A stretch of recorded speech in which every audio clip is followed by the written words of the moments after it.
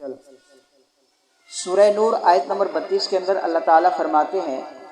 وَأَنكِحُوا الْأَيَامَ مِنكُمْ وَالصَّالِحِينَ مِنْ عِبَادِكُمْ وَإِمَائِكُمْ وَإِنْ يَكُونُوا فُقَرَاءَ يُغْنِهِمُ اللَّهُ مِنْ فَضْلِهِ